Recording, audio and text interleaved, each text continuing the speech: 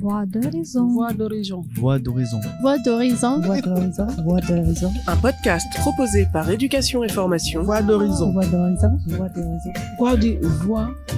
Avec la collaboration de la radio HDR. Voix d'horizon. C'est ça. Voix d'horizon. Voix d'horizon. Voix d'horizon.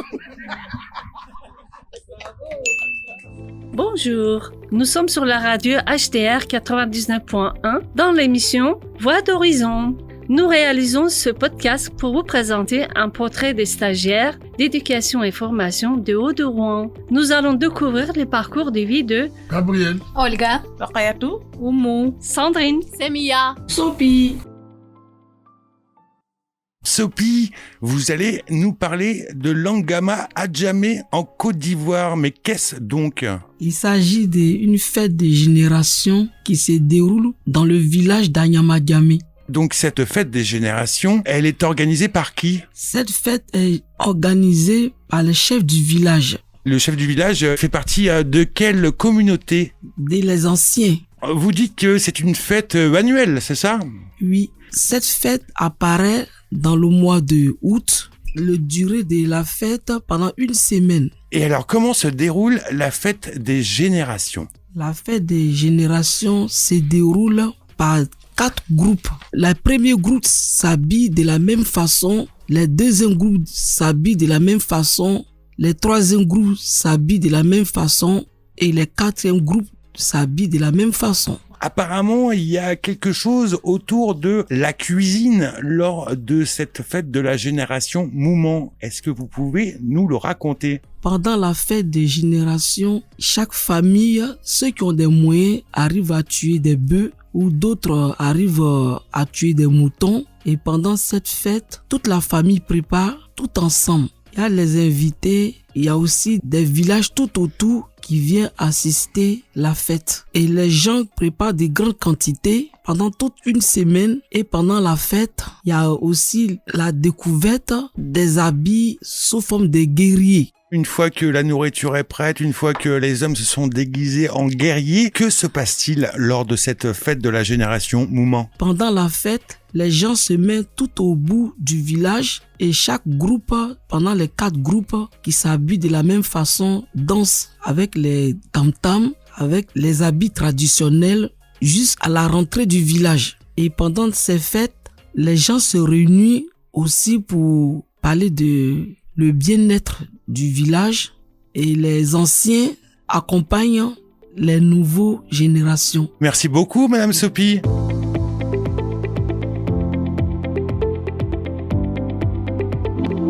Voix d'horizon. Voix d'horizon. et maintenant au tour de Gabriel. Bonjour, Gabriel, Congolais de Kinshasa. J'ai quitté mon pays natal pour Kicherche, direction à l'Angola, Luanda, là où les gens ne parlent pas français, les gens ne parlent que portugais. J'avais un ami qui m'a mis dans un endroit là où j'ai travaillé comme un agent de sécurité. Après, j'ai parlé portugais. Là où j'ai pris une femme, on a fait 5 enfants. Comme là où j'ai travaillé, j'avais un ami qui m'aimait beaucoup. On a décidé de quitter Luanda pour Benguela. On a quitté Luanda pour Benguela, là où on a fait accident. Et mon ami là, il a perdu la vie. Et la famille était un peu compliquée pour moi. On a décidé que moi, je peux pas retourner au Luanda. Là où j'ai décidé d'aller au Dundu. Dundu, j'ai resté là quelques temps. Comme au Dundu, j'avais pas de famille, j'ai décidé de quitter Dundu pour Namibie. J'ai resté en Namibie 3 mois. Là, je ne travaillais pas en Namibie. J'avais un ami, il m'a dit qu'on peut faire des documents pour aller jusqu'au Turquie. Ouais, là où j'ai quitté Namibie pour aller jusqu'au Turquie. Turquie, j'ai resté 3 mois. J'ai essayé pour la première fois pour traverser en Grèce. Ça n'est pas tenu, mais la deuxième fois, j'ai réussi de traverser jusqu'à Grèce. En Grèce, j'ai resté là-bas. Moi, je croyais qu'en Grèce, il y a du travail. Il n'y avait pas de travail. J'ai décidé de quitter la Grèce pour la France. Et j'ai quitté la Grèce pour la France. Je suis venu en France. Je suis marié en France. Je suis père de 4 enfants. Maintenant, je suis en France. Merci beaucoup. Et maintenant au tour de Olga. Bonjour, je m'appelle Olga, je viens de Russie.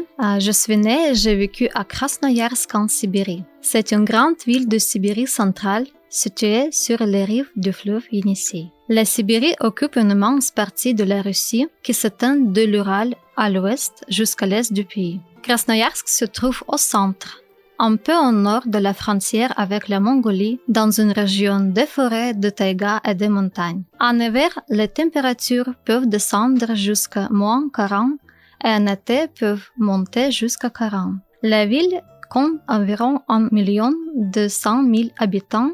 Tout près se trouve la réserve naturelle de Stolby, célèbre pour ses rochers impressionnants qui ressemblent à des cheminées de feu et à sa nature préservée.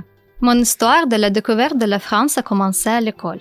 Il y a des professeurs qui ne se contentent pas d'enseigner une matière. Ils partagent leur passion. Ils nous motivent, ils nous montrent la beauté de leur discipline. Leur enthousiasme éveille en nous quelque chose de profond, le désir d'apprendre et comprendre davantage. Certains réussissent à éveiller en nous l'envie d'avancer. C'était exactement le cas de ma professeure de français à l'école. Je me souviens qu'elle avait aimé ma prononciation et elle a demandé à mes parents de m'inscrire dans son groupe, même si j'étais au départ dans le groupe d'anglais. Je me rappelle de son amour sincère pour la France et de son envie de le transmettre à ses élèves. Elle parlait toujours avec admiration de la richesse de l'histoire et de la culture de ce pays. Ce cours était très vivant et plein d'âme. Elle racontait son expérience de communication en France lors de son stage en tant qu'étudiante. Elle passait beaucoup de temps avec moi et voulait me transmettre sa passion. Un jour, elle a trouvé pour moi un correspondant en Bretagne qui apprenait le russe. Nous avons échangé des lettres tant que nous étions élèves. J'avais de bonnes connaissances en français pour le niveau scolaire. Grâce aux efforts de ma professeure et à ma réussite au concours, en 2003, je fais partie d'un groupe d'environ 20 élèves comme moi et nous sommes allés à Paris. Ce voyage a été possible grâce au financement français qui a pris en charge tous nos vols, notre hébergement, nos repas et nos loisirs. Tout était très bien organisé. Ce jour en France était vraiment merveilleux. C'était mon premier voyage à l'étranger et je m'en souviendrai toujours. Je suis rentrée chez moi en ayant envie de revenir, mais en étant plus âgée. Aurais-je pu imaginer que près de 20 ans plus tard, en 2022, je me retrouverais ici pour une raison complètement différente, dans un contexte totalement autre, non pas en tant que touriste, mais pour rester vivre ici. À présent, je crois que rien n'arrive par hasard dans la vie. Le destin nous mène toujours là où nous devons être.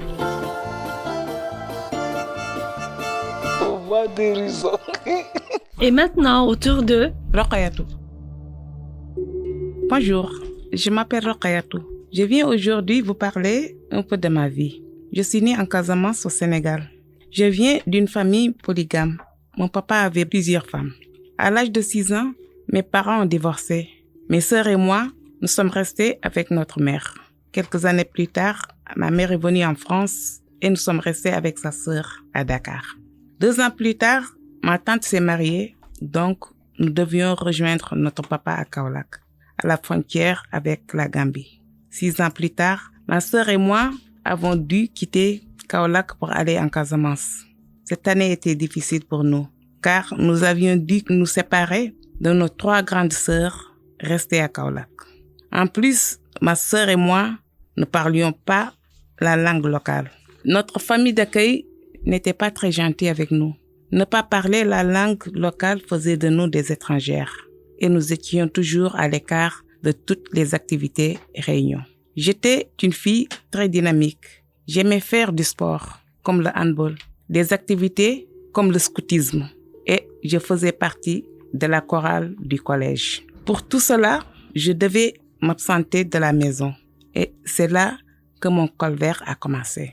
Ma sœur et moi devions faire tous les travaux domestiques et nous nous levions à 5 heures du matin pour faire le ménage, aller puiser de l'eau au puits avant d'aller à l'école. Nous arrivions à l'école très fatigués. Le soir, nous devions nous dépêcher de rentrer pour préparer le dîner. Nous devions tout faire sans broncher. Mon oncle était un prédateur et a fait plusieurs tentatives de viol à mon égard. Et à chaque fois que je tentais d'en parler, il me traitait de menteuse qui voulait détruire sa famille. Un jour, j'ai pris la décision de lui faire face et de l'affronter. Ce jour-là, je me suis battue avec lui et tout le monde était contre moi. Les choses devenaient de plus en plus difficiles pour nous. Ma sœur et moi avions des difficultés financières. Ma maman, ma mère qui était en France, nous envoyait de l'argent tous les mois. Mais mon oncle le prenait. Et nous restions sans argent pour acheter ce dont nous avons besoin.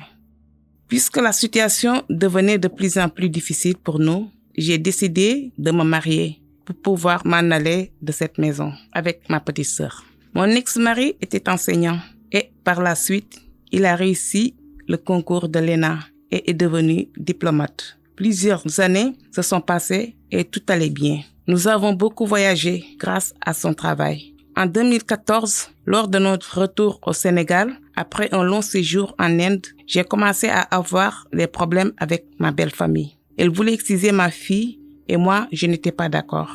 Mon mari qui était déjà reparti pour l'Algérie m'avait laissé avec sa famille que je devrais affronter toute seule. Finalement, j'ai décidé de prendre mes enfants et d'aller le retrouver en Algérie, croyant qu'il allait nous protéger. Malheureusement, il n'a pas voulu le faire, soi-disant qu'il ne voulait pas contredire ses parents. Alors, nous avons continué notre fuite et nous sommes atterris en France. Mes amis, voilà en gros une partie de mon histoire. Je voulais juste vous dire que derrière chaque visage, il y a un vécu, une histoire, un parcours. Voix d'horizon. Voix d'horizon. Et maintenant, autour de Oumou. Bonjour, je m'appelle Oumou. Je vais vous raconter mon parcours professionnel. Au Sénégal, j'ai travaillé à l'hôtel Novotel de Dakar à l'âge de 18 ans. J'ai trouvé le travail grâce à ma famille. En 2004, je suis arrivé en France. Je me suis inscrit à Pôle emploi comme demandeur d'emploi. Un jour, quelqu'un m'a appelé pour me dire « On a besoin de toi demain matin à l'hôtel Kyriade à Rouen, à 8 heures. » Au début, je faisais les chambres du lundi au samedi et j'ai resté pendant 3 mois. Mais la société Sinistress a perdu le contrat et on est parti. J'ai retrouvé du travail avec la société DK France pour travailler à l'hôtel de Bourteroud à Rouen comme femme de chambre. J'ai appris beaucoup de choses dans ce grand hôtel 5 étoiles. Ça m'a permis d'avoir beaucoup d'expérience. Mais malheureusement, la société a perdu son contrat. Je suis restée au chômage pendant 6 mois et la société m'a appelé de nouveau pour travailler à l'hôtel Mercure Ibis à Rouen, ainsi qu'au Campanile en tant que femme de chambre. Après, le chef m'a proposé d'être gouvernante car je travaillais bien et j'étais sérieuse. J'ai accepté. Je devais commencer tôt et finir tard après tout le monde. Le matin, dès que j'arrivais à l'hôtel, je prenais la feuille de travail et je commençais à partager les numéros des chambres à nettoyer. Je me préparais pour les contrôles et la validation des chambres pour les nouveaux clients. J'ai fait ça plusieurs années. Malheureusement, j'ai eu un accident de travail. C'est pour cela que je vais me réorienter professionnellement. Je me suis réinscrit à France Travail comme demandeur d'emploi. J'ai parlé à ma conseillère pour me faire une remise à niveau et elle m'a envoyé vers éducation et formation pour m'améliorer pour mon orientation professionnelle par rapport à ma santé, car je veux trouver un travail qui est adapté. Merci. Voix d'horizon. Voix d'horizon. Maintenant, c'est le tour de Sandrine. Bonjour. Je suis née en Turquie à Iğdır, pas très loin de la Russie. J'ai vécu jusqu'à l'âge de 14 ans. J'ai allé au collège, en 3e, et à cette époque, j'avais un rêve très clair, devenir infirmière. Un été, ma vie a changé. Mon oncle qui vivait en Belgique est venu voir mon père pour lui demander s'il pouvait m'amener avec lui en Belgique. Mon père n'a pas su dire non.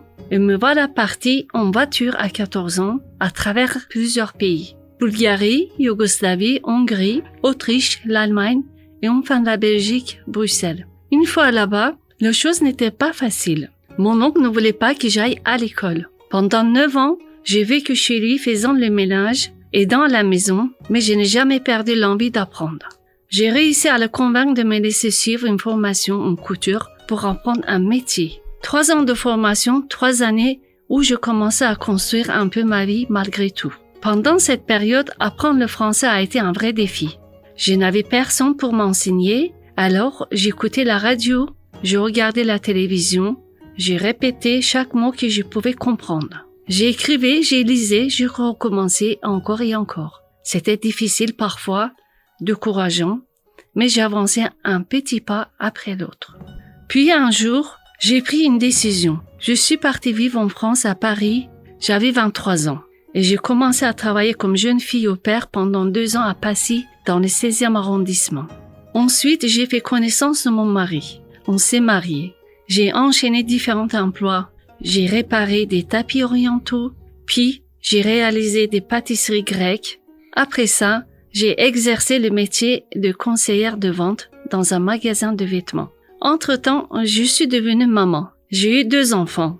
Mon mari a demandé sa mutation pour Rouen. Nous sommes venus vivre à Rouen. J'ai arrêté de travailler au magasin pour m'occuper de mes enfants et j'ai exercé le métier d'assistante maternelle. Bien sûr, ne pas avoir de diplôme a été une barrière. Ça n'était pas facile de trouver ce que je voulais vraiment faire. Aujourd'hui, je peux dire que ma persévérance a forgé ma réussite. Chaque difficulté, chaque obstacle m'a rendue plus forte. Et ce qui me rend encore plus fière, c'est d'avoir pu offrir à mes enfants ce que je n'ai pas eu. Faire des études. J'ai surveillé de près leurs études. Je les ai encouragés à persévérer. Aujourd'hui, mon fils est responsable des achats dans une grande entreprise. Il voyage beaucoup. Il est devenu papa d'une petite fille. Ma fille est une artiste. Elle est prof d'art. Aujourd'hui, mes enfants ont réussi et moi, je suis comblée. Mon parcours m'a appris une chose. Rien n'est impossible, on peut toujours réussir. Voix d'horizon. Voix d'horizon. Et maintenant, autour de Samia.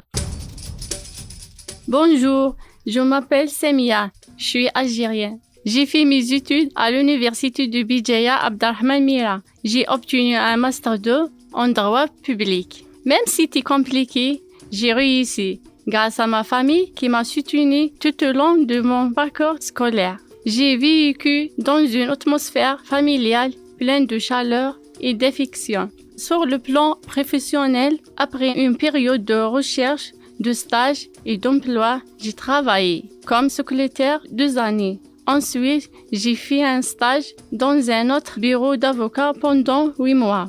Après mon mariage en 2023, je suis venue en France car mon mari a été déjà installé. J'ai beaucoup aimé ce pays. J'ai eu l'occasion de visiter plusieurs régions dont la beauté m'a vraiment impressionnée. J'ai toujours souhaité travailler dans le domaine de l'éducation comme surveillante à l'école et m'intégrer pleinement dans la société française. C'est pour cette raison que je suis en formation à éducation et formation pour apprendre la langue française. J'ai beaucoup progressé et maintenant je cherche un stage afin d'accueillir davantage d'expérience et de continuer à apprendre dans ce domaine. Et maintenant, je vais parler de la fête que nous célébrons chaque année dans notre village. Les gens fêtent le premier jour de printemps, le 1er mars. Cette fête, c'est surtout dans quelques régions de Kabylie, pas dans tout. Voilà, les enfants prennent des œufs et des bonbons dans un sac et sortent dans les roues pour la distribuer. Les femmes portent les tenues traditionnelles des Kabyles, des bijoux kabyles. Nous nous levons tôt le matin pour préparer à manger des bons couscous à mélange avec les légumes. Puis nous apportons le repas au jardin, nous rions et nous mangeons ensemble et nous chantons et les autres dansent jusqu'à ce soir. Merci. Merci d'avoir écouté notre podcast Voix d'horizon. Un mot, une phrase, une histoire. Un chemin tracé dans l'espoir. Le français comme une fenêtre ouverte sur des rêves et des routes offertes. Ce n'est qu'un début, pas la fin. Demain, on ira plus loin. Voix d'horizon. Voix d'horizon. Voix d'horizon. Voix d'horizon. Voix d'horizon. Voix d'horizon. Un podcast proposé par Éducation et Formation. Voix d'horizon. Voix d'horizon. Voix d'horizon. Voix d'horizon. Quoi? Avec la collaboration de la radio HDR. Voix d'horizon. C'est ça? Voix d'horizon. Voix d'horizon. Voix d'horizon.